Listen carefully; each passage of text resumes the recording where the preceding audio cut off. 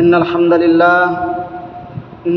لله نحمده ونستعينه ونستغفره ونعوذ بالله من شرور أنفسنا ومن سيئات أعمالنا من يهده الله فلا مضل له ومن يضلله فلا هادي له وأشهد أن لا إله إلا الله وحده لا شريك له وأشهد أن محمدا عبده ورسوله أما بعد فإن خير الحديث كتاب الله وخير الهدي هدي محمد صلى الله عليه وسلم وشر الأمور محدثاتها وكل محدثة بدعة وكل بدعة ضلالة وكل ضلالة في النار فأعوذ بالله من الشيطان الرجيم بسم الله الرحمن الرحيم سنة من قد أرسلنا قبلك من رسلنا ولا تجد لسنتنا تحويلا وقال النبي صلى الله عليه وسلم من أحدث في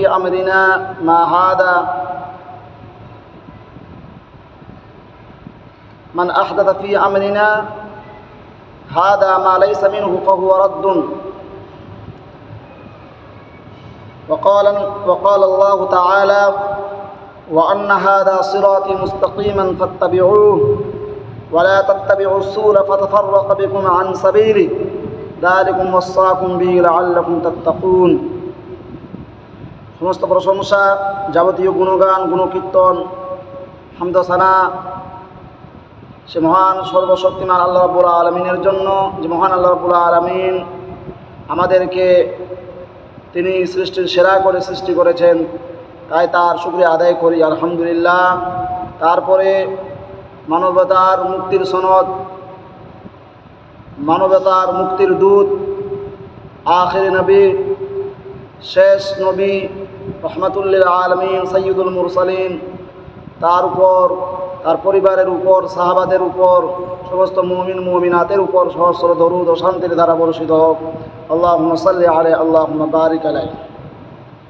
প্রিয় শ্রোতাবিন্দু, আজ একটি খুব গুরুত্বপূর্ণ বিষয় নিয়ে আলোচনা করব, সেটা হলো সুন্নাত ও বিদআত এর ব্যাখ্যা ও তাৎপর্য। কারণ এটা হলো সফর মাস প্রায় শেষ হতে চলেছে। রবিউল আউয়াল মাসে আমরা সবাই জানি যে ঈদে মিলাদুন নবী পালন করা হয়, যেটা আহলে সুন্নাত ওয়াল জামাআতের দৃষ্টিতে, কোরআন এবং হাদিসের দৃষ্টিতে এটা নব আবিষ্কৃত একটা বিদআত, এবং সমস্ত সালফে সালেহিন এবং সমস্ত বড় বড় আইম্মা কেরামদের মত যে এটা পরিষ্কার একটা বিদআত। এবং কেউ কেউ ঈদে মিলাদুন নবীকে পালন করা এটা যে বড় শিরক বলে আখ্যায়িত করেছেন, দিবস পালন করা। তো এটা নবী সাল্লাল্লাহু আলাইহি ওয়াসাল্লামের দিকে যদি আমরা এই ঈদের মিলাদুন নবীকে ইবাদত হিসাবে যদি আমরা কি করি, তার দিকে যদি আমরা সম্বন্ধ যুক্ত করি, যেটা নবী সাল্লাল্লাহু আলাইহি ওয়াসাল্লাম করেননি, সাহাবা কেরাম রাদিয়াল্লাহু তাআলা করেননি, করার আদেশ দেননি নবী সাল্লাল্লাহু আলাইহি ওয়াসাল্লাম, সমর্থনও করেননি, তো এটা পরিষ্কার একটি বিদআত, এতে কোনো সন্দেহ নেই। তবুও কিছু যারা এটাকে পালন করে, যে এই বিদআতকে যারা পালন করে, তারা বলে বিদআত তো ঠিকই, কিন্তু বিদআতে হাসানা। যদি বিদআত হয় তো বিদআতে হাসানা, ভালো বিদআত কিভাবে হয়? হারাম তো হারাম, হারাম আবার ভালো মন্দ কিভাবে হয়? মানে তাদের যুক্তি হলো যে যদি ভালো মনে করে করি তাহলে ওটা ভালো বিদআত। যখন আপনি বিদআত বলে দিচ্ছেন, তো এটা পরিষ্কার হয়ে যাচ্ছে যে এটা নবী সাল্লাল্লাহু আলাইহি ওয়াসাল্লামের যুগে এই কাজটি ছিল না, এই কাজের মনসম্মতি নবীর যুগে ছিল না। তা সাহাবা কেরাম রাদিয়াল্লাহু তাআলা আনহুম খুলাফায়ে রাশিদিন, যাদের ব্যাপারে বলা হয়েছে যে তারা হলো হেদায়েত প্রাপ্ত আমার সাহাবা, তাদের অনুসরণ করো, তাদের পক্ষ থেকেও কোনো কাজ বা এ বিষয়ে কোনো স্বীকৃতি, কোনো কিছু পাওয়া যায় না, কোনো রকম কোনো ইঙ্গিত নাই। তাহলে এটা কি বিদআত? তো বিদআত হাসানা আর সাইয়্যা বলে ইসলামে কোনো এর কনসেপ্ট নেই। এটা মানুষ এটাকেও বানিয়ে নিয়েছে। যেমন করে নবী সাল্লাল্লাহু আলাইহি ওয়াসাল্লামের মৃত্যুর পরে প্রায় 600 বছর পর এই বিদআতের জন্ম নিয়েছিল, ঈদে মিলাদুন নবীর জন্ম নিয়েছিল, এই বিদআত জন্ম নিয়েছিল। সেরকমভাবে এই কথা বিদআতে সাইয়্যিয়া, বিদআতে হাসানা, এটাও একটা বিদআত, এটা বলাও বিদআত। তার আসি সুন্নাত ও বিদআত এর ব্যাখ্যা ও তাৎপর্য কি। প্রথমে আমরা মৌলিকভাবে এ শব্দ দুটোর বিস্তারিত ব্যাখ্যা পেশ করতে চাই, বুঝতে চাই ইসলামী পরিভাষা হিসাবে সুন্নাত বলতে কি বোঝায় ও আহলে সুন্নাতই বা কারা, এবং বিদআত কি ও সে বিদআত কত দিক দিয়ে মুসলিম সমাজকে সচেতন বা চেতনভাবে গ্রাস করে ফেলেছে। প্রথমে আসে সুন্নাত শব্দের ব্যাখ্যা। সুন্নাত শব্দের আবিধানিক অর্থ আত-তরিক। আত-তরিক মানে পথ। কোরআন মাজিদে এই সুন্নাত শব্দটি বহু ক্ষেত্রে ব্যবহৃত হয়েছে। একটি আয়াত হলো আল্লাহ রাব্বুল আলামিন বলেন, সুন্নাতাল্লাহিল্লাতী ক্বাদ খালাত মিন ক্বাবলু ওয়া লান তাজিদা লিসুন্নাতিল্লাহি তাবদীলা। আল্লাহর সুন্নাত যা পূর্ব থেকেই কার্যকর হয়ে রয়েছে, আর আল্লাহর এই সুন্নাতে কোনোরূপ পরিবর্তন দেখবে না কখনো। তো এখানে সুন্নাত বলতে তরিকা, পথ। অপর আয়াতে বলা হয়েছে, ফালান তাজিদা লিসুন্নাতিল্লাহি তাবদীলা ওয়া লান তাজিদা লিসুন্নাতিল্লাহি তাহওয়িলা। তুমি আল্লাহর সুন্নাতে কোনরূপ পরিবর্তন হতে, কোনো প্রকারের ব্যতিক্রম হতে দেখবে না। সূরা বনী ইসরাঈলেও সুন্নাত শব্দটি একই আয়াতে দুবার ব্যবহৃত হয়েছে। আল্লাহ রাব্বুল আলামিন বলেন, সুন্নাতা মান ক্বাদ আরসালনা ক্বাবলাকা মির রুসুলিনা ওয়া লা তাজিদু লিসুন্নাতিনা তাহওয়িলা। তোমার পূর্বে আমি যেসব রসুল পাঠিয়েছি এ হচ্ছে তাদের ব্যাপারে সুন্নাত, এবং তুমি আল্লাহর সুন্নতের কোনরূপ পরিবর্তন পাবে না। তো এসব আয়াতে ব্যবহৃত সুন্নাত মানে হলো আত-তরিকাতু, মানে এখানে পথ বোঝানো হয়েছে। শব্দের শাব্দিক ও আবিধানিক অর্থ তারিকা, অর্থাৎ পথ, পন্থা এবং পদ্ধতি। কিন্তু সুন্নাতুল্লাহ, আল্লাহর সুন্নতের মানে কি? ইমাম রাগিব ইসফিহানি লিখেছেন, ওয়াসুন্নাতুল্লাহি তাআলা قد نقال لطريقة حكمته وطريقة طاعته। আল্লাহ তাআলার সুন্নাত বলা হয় তার কর্ম কুশলতার বাস্তব পন্থাকে, তার আনুগত্য করার নিয়ম ও পদ্ধতিকে। এভাবে দেখা যায় যে সুন্নাত শব্দটি একটি মৌলিক বিষয় সম্পর্কিত, এবং তা যেমন আল্লাহর ব্যাপারে প্রয়োগ করা হয়েছে তেমনি করা হয়েছে নবী ও রাসূলদের ক্ষেত্রেও। সাধারণ মানুষের বাস্তব অবস্থা বুঝবার জন্যেও এ শব্দের ব্যবহার দেখা যায় কোরআন মাজিদে। এ হলো সুন্নাত শব্দটি শাব্দিক ব্যবহার এবং আবিধানিক অর্থ। আমরা এখানে সুন্নাত শব্দটির সে বিশ্লেষণ শুরু করেছি, তা এ দৃষ্টিতে আমাদের সামনে রয়েছে এর মূল ও নির্গলিত অর্থ। আর এ দৃষ্টিতে শব্দটির মানে হলো ইমাম রাগিবের ভাষায়, ওয়াসুন্নাতুন নাবিয়্যি তারিকাতুহুল্লাতী কানা ইয়াতাহাররাহা। নবীর সুন্নাত হচ্ছে সেই নিয়ম, পন্থা ও পদ্ধতি যা তিনি বাস্তব কাজে ও কর্মে অনুসরণ করে চলতেন।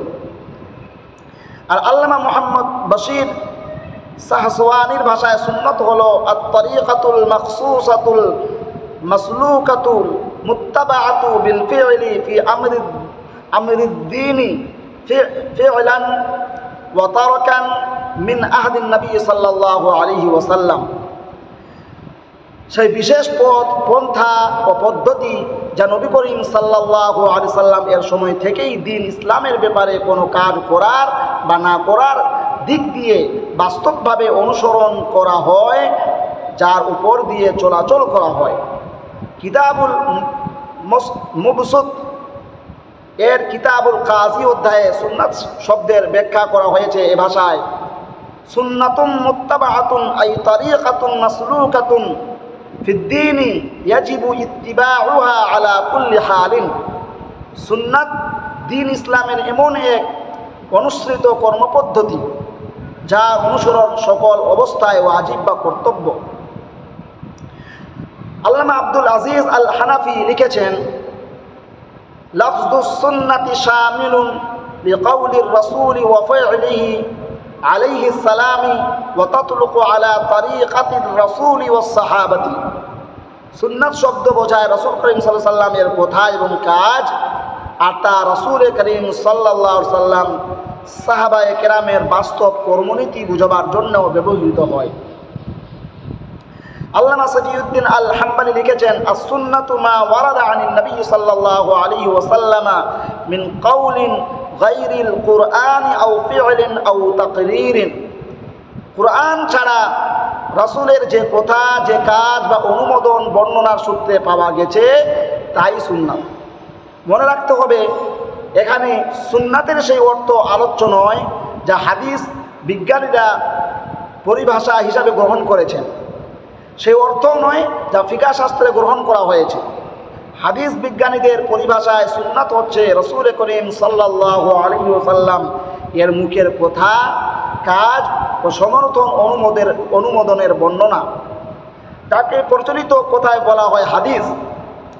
আর ফিকহ শাস্ত্রে সুন্নাত বলা হয় এমন কাজকে যা ফরজ বা ওয়াজিব নয় বটে, কিন্তু নবী করিম সাল্লাল্লাহু আলাইহি সাল্লাম তা প্রায় করেছেন।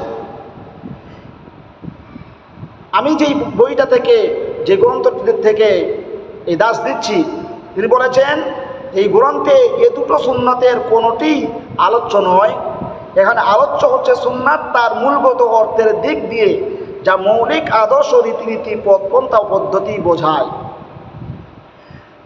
বস্তুত এই হিসাবে সুন্নাত হলো সেই মূল আদর্শ যা আল্লাহ তাআলা বিশ্ব মানবের জন্য নাজিল করেছেন, যা রাসূল করিম সাল্লাল্লাহু আলাইহি সাল্লাম নিজে তার বাস্তব জীবনে দ্বীনি দায়িত্ব পালনের বিশাল ক্ষেত্রে অনুসরণ করেছেন, অনুসরণ করার জন্যে পেশ করেছেন দুনিয়ার মানুষের সামনে। মূল ইসলামেরই বিকল্প শব্দ হচ্ছে সুন্নাত, যা আমরা এখানে আলোচনা করছি। কেন নবী করিম সাল্লাল্লাহু আলাইহি সাল্লাম যা বাস্তবভাবে অনুসরণ করেছেন তার উৎস হলো ওহী, যা আল্লাহর নিকট থেকে তিনি লাভ করেছেন। এ ওহী দুভাগে বিভক্ত। একটি হচ্ছে আল্লাহর জানিয়ে দেওয়া বিধান ও নির্দেশ, রাসূল করিম সাল্লাল্লাহু আলাইহি সাল্লাম এর বাস্তব কর্মজীবন, এ দুটোরই সমন্বয়। সেখানে এসব কিছুরই প্রতিফলন ঘটেছে পুরোপুরিভাবে। রাসূলের বাস্তব জীবন বিশ্লেষণ করলে এসব কয়টিরই প্রকটভাবে সন্ধান লাভ করা যাবে, আর তাই হচ্ছে সুন্নাত, তাই হচ্ছে পরিপূর্ণ দ্বীন ইসলাম। কোরআন মাজিদে রাসূলের এই বাস্তব জীবনের সত্যিকার রূপ সুস্পষ্ট করে তোলার জন্যই তার জীবনীতে বলা হয়েছে, ইন আত্তাবিউ ইল্লা মা ইউহা ইলাই। আমি কোনো আদর্শই অনুসরণ করি না, করি শুধু তাই যা আমার নিকট ওহীর সূত্রে নাজির হয়। বিশ্বনবী সাল্লাল্লাহু আলাইহি ওয়াসাল্লাম বলছেন, আমার কোনো আদর্শের আমি কি করি না, অনুসরণ করি না, শুধু অনুসরণ করি ওহীর আদর্শের অনুসরণ করি। ওহীর সূত্রে নাজিল হওয়ার আদর্শই রাসূল করিম সাল্লাল্লাহু আলাইহি ওয়াসাল্লাম বাস্তব কাজে ও কর্মে অনুসরণ করেছেন। তাই হচ্ছে আমাদের আলোচ্য সুন্নাত। এই সুন্নাতেরই অপর নাম হলো ইসলাম। কোরআন মাজিদে এই সুন্নাতকে সিরাতুল মুস্তাকিম বলে অভিহিত করা হয়েছে।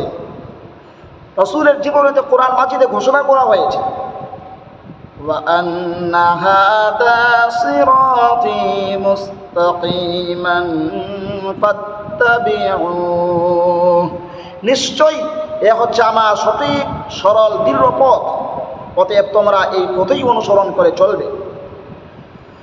ওয়ালা তাত্তাবিউস সুবুলা ফাতাফাররাকা বিকুম আন সাবিলি। এছাড়া অন্যান্য পথের অনুসরণ তোমরা করবে না। যদি করো তাহলে কি হবে? তা করলে তা তোমাদের এ পথ থেকে বিচ্ছিন্ন করে দূরে নিয়ে যাবে। ফাররাকা ইউফাররিকু, টুকরো টুকরো করে তোমাদেরকে বিভক্ত করে দিবে। যালিকুম ওয়াসাকুম বিহি লাআল্লাকুম তাত্তাকুন, আল্লাহ তোমাদের এর উপরই নির্দেশ দিয়েছেন যেন তোমরা ভয় করে চলো। তো এই আয়াতে সিরাতুল মুস্তাকিম বলতে সেই জিনিসকেই বোঝানো হয়েছে যা বোঝায় সুন্নাত শব্দ থেকে। ইমাম শাতিবী সিরাতুল মুস্তাকিম এর পরিচয় দান প্রসঙ্গে লিখেছেন, as-siratul mustaqim huwa sabilullahi da'a ilayhi wa huwa as-sunnatu was-subulu hiya subulu ahli al-ikhtilaf al-haidina 'ani as-siratil mustaqim wa huwa ahlul bid'ah। সিরাতুল মুস্তাকিম হচ্ছে আল্লাহর সেই পথ যা অনুসরণের জন্য তিনি দাওয়াত দিয়েছেন, আর তাই সুন্নাত আর অন্যান্য পথ বলতে বোঝানো হয়েছে বিরোধ ও বিভেদপন্থীদের পথ, যা মানুষকে সিরাতুল মুস্তাকিম থেকে দূরে সরিয়ে নিয়ে যায়, আর তারাই হচ্ছে বিদআতপন্থী লোক, তারাই হচ্ছে বিদআতপন্থী। আরও মনে রাখতে হবে সুন্নাতই হচ্ছে তাই যা বিদআতের বিপরীত করতে ব্যবহৃত হয়, কেননা এ সুন্নাতের বিপরীতই হচ্ছে বিদআত।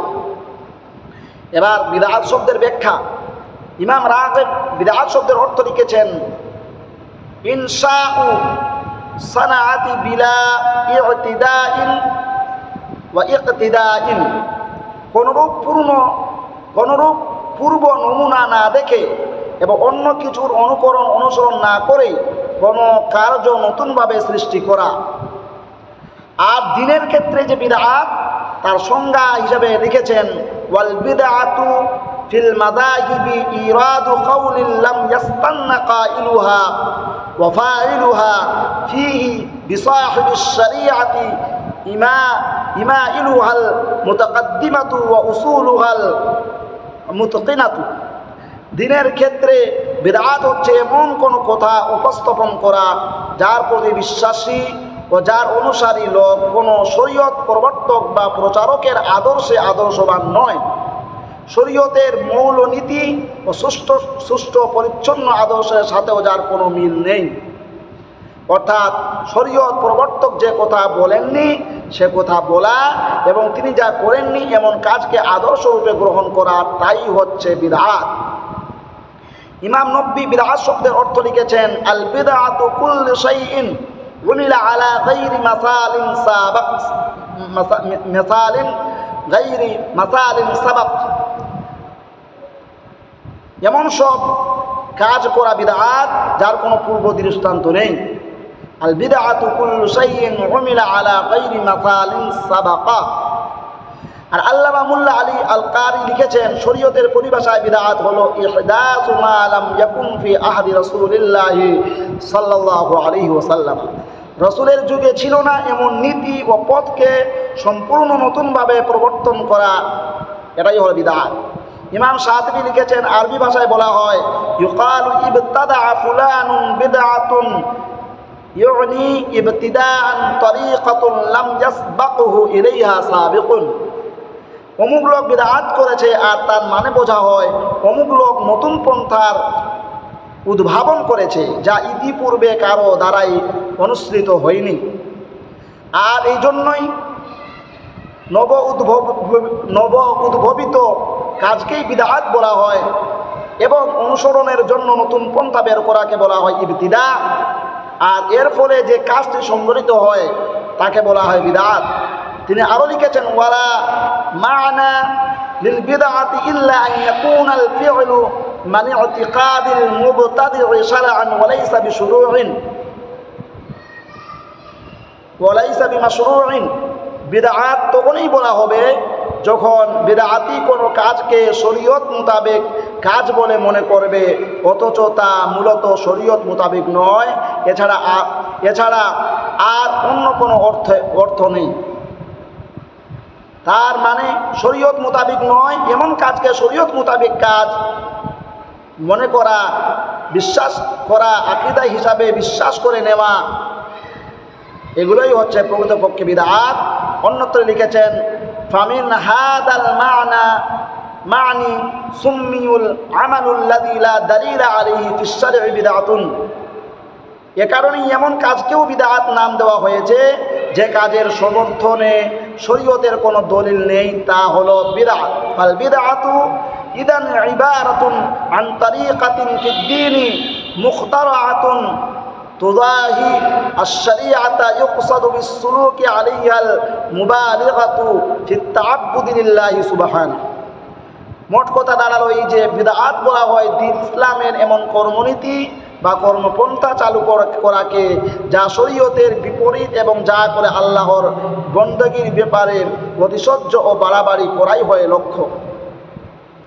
আবার প্রকৃত বিদআত ও আপেক্ষিক বিদআতের পার্থক্য প্রদর্শন প্রসঙ্গে ইমাম শাতিবী লিখেছেন, ইন্নাল বিদআতাল হাকীকাতাল্লাতী লাম ইয়াদুল্লু আলাইহা দালিলুন শারঈয়্যুন লা মিন কিতাবিন ওয়ালা মিন সুন্নাতিন ওয়ালা ইজমা'in ওয়ালা استدلال معتبر عند أهل العلم ولا في الجملة ولا في التفصيل ولذلك سميت بدعة لأنها مخترع على غير مثال سابق। প্রকৃত ও সত্যিকারের বিদআত তাই যার সপক্ষে ও সমর্থনে শরীয়তের কোনো দলিলই নেই, না আল্লাহর কিতাব, না রাসূলের হাদিস, না ইজমার কোনো দলিল, না এমন কোনো দলিল পেশ করা যায় যা বিজ্ঞজনের নিকট গ্রহণযোগ্য, না মোটামুটিভাবে, না বিস্তারিত ও খুঁটিনাটিভাবে। এজন্য এর নাম দেওয়া হয়েছে বিদআত, কেননা তা মন গড়া এবং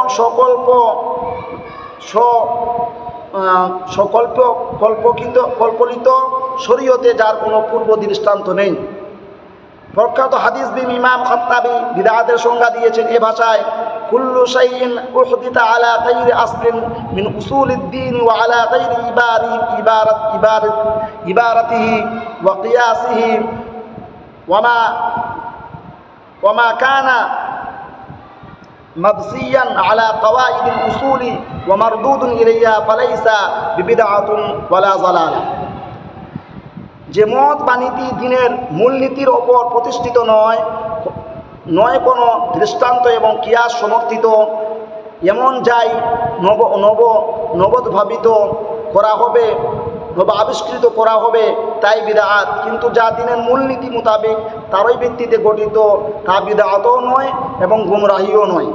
হাফেজ ইবনে রজব একথা লিখেছেন, আল মুরাদু বিল বিদআতি মা উহদিতা মাক্কা লা আসলা লাহু ফিশ শরীআতি ইয়াদুল্লু আলাইহি। বিদআত বললে বোঝায় তা যা নব উদ্ভাবিত, বোঝার মতো কোনো দলিল বা প্রমাণ শরীয়তে যার নেই। তাহলে এগুলো হলো বিদআতের সংজ্ঞা, বিদআতের অর্থ, যা বড় বড় বিজ্ঞ পণ্ডিতেরা বিদআতের এইভাবে তারিফ করেছেন, সংজ্ঞা দিয়েছেন। তাহলে কোরআন এবং হাদিস থেকে যা কিছু প্রমাণ নেই, নবী সাল্লাল্লাহু আলাইহি ওয়াসাল্লাম যা করেননি, সমর্থন করেননি, বলেননি, এর বাইরে কোনো কিছু করা, এগুলো হল বিদআত। কোরআন ও হাদিসে বিদআত শব্দের উল্লেখ, কোরআন মাজিদে বিদআত শব্দটি তিনটি ক্ষেত্রে তিনভাবে উল্লেখিত হয়েছে। এক, আল্লাহ সম্পর্কে শব্দটি ব্যবহৃত হয়েছে দুটো আয়াতে। একটি আয়াতে আল্লাহ বলেন, বাদিউস সামাওয়াতি ওয়াল আরদি ওয়া ইযা কাযা আমরান ফাইন্নামা ইয়াকুলু লাহু কুন ফায়াকুন।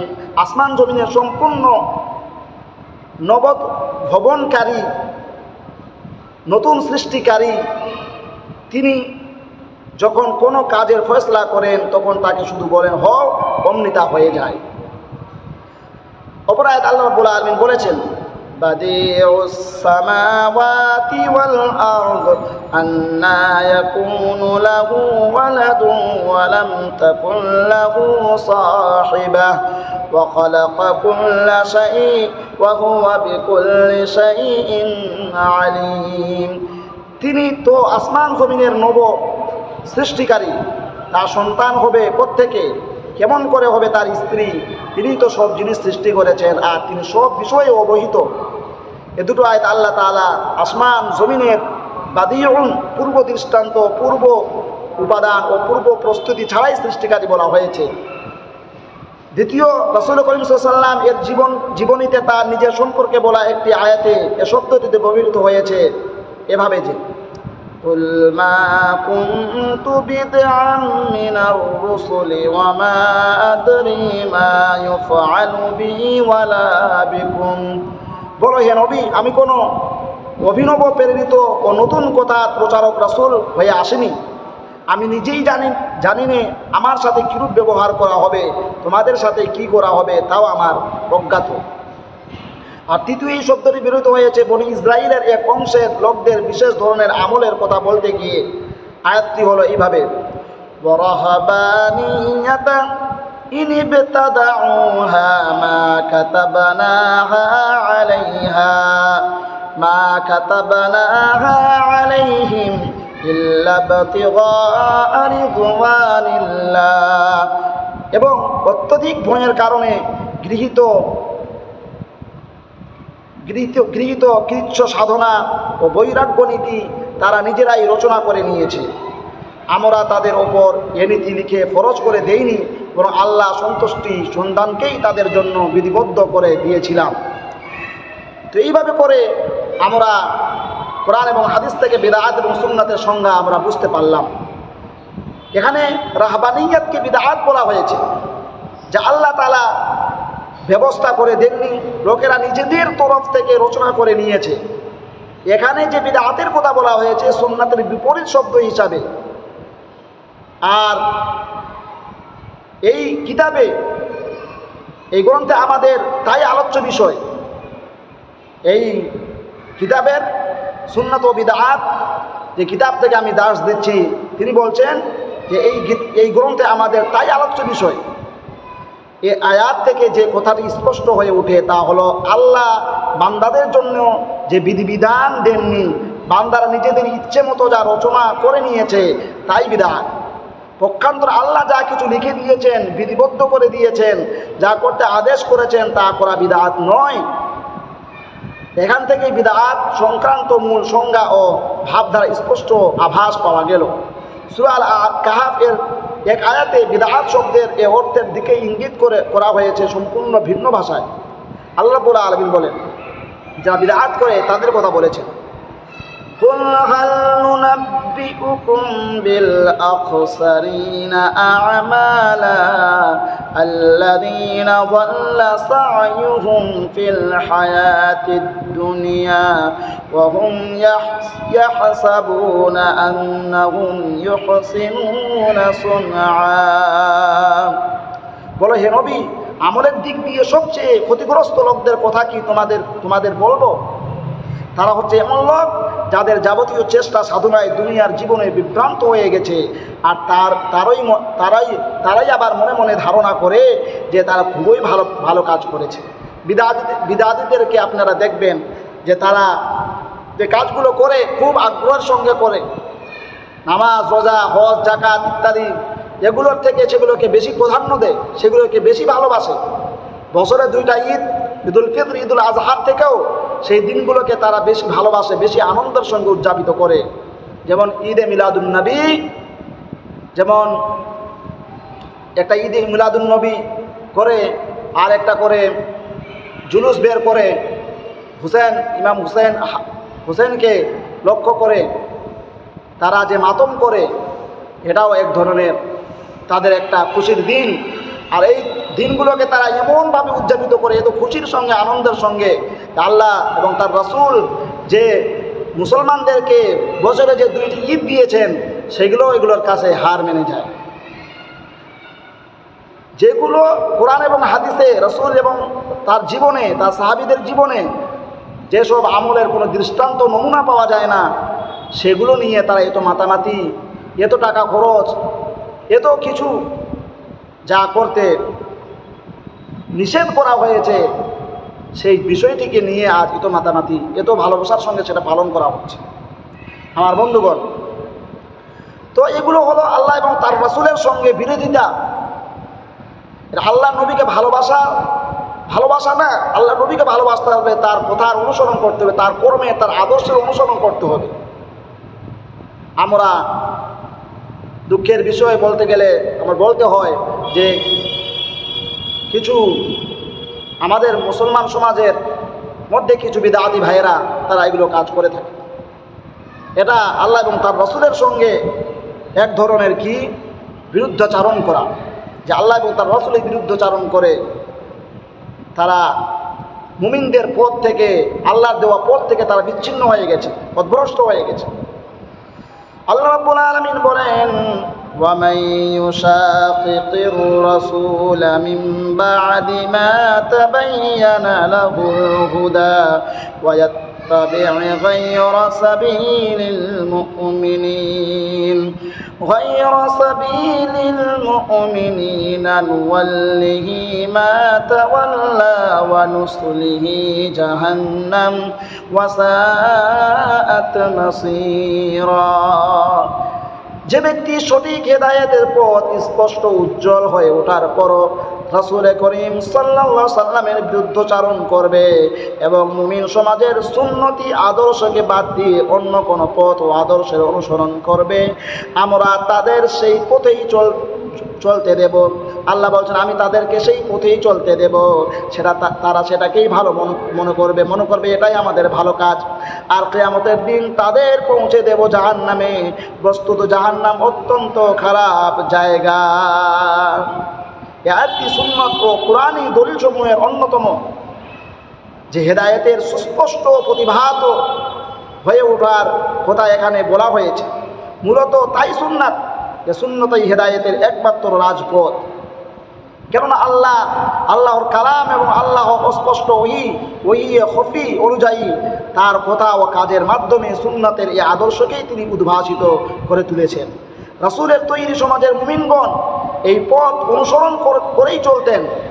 এখন যদি কেউ রাসূলের প্রতি বিরূপ মনোভাব পোষণ করে, রাসূলের আদর্শ অনুসরণ করে চলতে প্রস্তুত না হয়, আর এজন্যে মুমিন সমাজের অনুসৃত আদর্শকে বাদ দিয়ে অপর কোনো আদর্শ অনুসরণ করে চলে, তবে তার পরিণাম জাহান্নাম ছাড়া আর কিছু নয়। অতএব রাসূলের সুন্নাতকে অনুসরণ করে চলাই কল্যাণ ও মুক্তি লাভের একমাত্র উপায়। হাদিসে নবী করিম সাল্লাল্লাহু আলাইহি ওয়াসাল্লামের ভাষায় সুন্নাতকেই বলা হয়েছে আল আমর।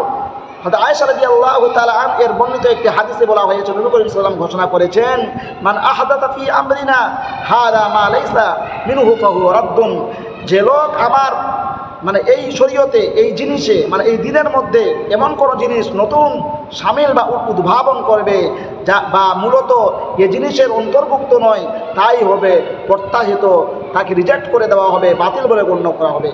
এই হাদিসে আমর বলে বুঝিয়েছেন মূল দ্বীন ইসলামকে, যা নবী সাল্লাল্লাহু আলাইহি ওয়াসাল্লাম দুনিয়ায় উপস্থাপিত করেছেন। কেননা মিন হাইতু আন্নাহু তারিকাতুন ওয়া শানুহু আল্লাযী ইয়াতাআল্লাকু বিহি, এই দ্বীন ইসলামই তার কর্মনীতি এবং তার মান মর্যাদা অবস্থার সাথে পূর্ণ সম্পৃক্ত।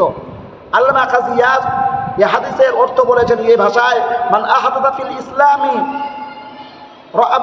রা'য়ান লাম ইয়াকুল লাহু মিনাল কিতাবি ওয়া সুন্নাতু যাহিরান আও খাফিয়ুন মালফুযুন আও মুস্তামবাতুন ফাহুয়া মারদুদুন আলাইহি। যে লোক ইসলামে এমন কোনো মত বা রায় প্রবেশ করবে, ইসলামী বলে চালিয়ে দেবে, যার অনুকূলে কুরআন ও হাদিসে কোনো স্পষ্ট প্রকাশ্য বা প্রচ্ছন্ন কিংবা প্রকাশযোগ্য কোনো সনদ বর্তমান নেই, তাই প্রত্যাহারযোগ্য, সেটা রিজেক্ট হবে এবং সেটাকে কবুল করা হবে না, কারণ ইসলামের বাইরে, সেটা শরীয়তের বাইরে একটি বিষয়। ইসলাম ব্যতীত যে অন্য কোনো পথ এবং মতকে অন্বেষণ করবে, তার কাছ থেকে সেটা গৃহীত করা হবে না। এই জন্য সুন্নাত কি এবং বিদআত কি, এটা আমাদের কাছে পরিষ্কার হয়ে গেল। ঈদে মিলাদুন নবী, শুধু নবী কেন, পৃথিবীর কোন মানুষের জন্মদিবস পালন করা যাবে না, এটা ইসলামে হারাম, এটা বিদআত, নাজায়েজ। সেটা কোনো মতেই নবী রাহমাতুল্লিল আলামিনের জীবন, তার দিবস পালন করা, জন্মদিবস পালন করা, এটা আরও বড় জঘন্য অপরাধ হবে। এই জন্য আমাদেরকে এগুলো বুঝতে হবে, সেই মোতাবেক আমাদেরকে চলতে হবে, আমল করতে হবে। আল্লাহ রাব্বুল আলামিন আমাদেরকে বুঝার এবং সেই মোতাবেক চলার তৌফিক দান করুন। সকলে বলুন আমিন। আসসালামু আলাইকুম ওয়া রাহমাতুল্লাহি ওয়া বারাকাতুহু।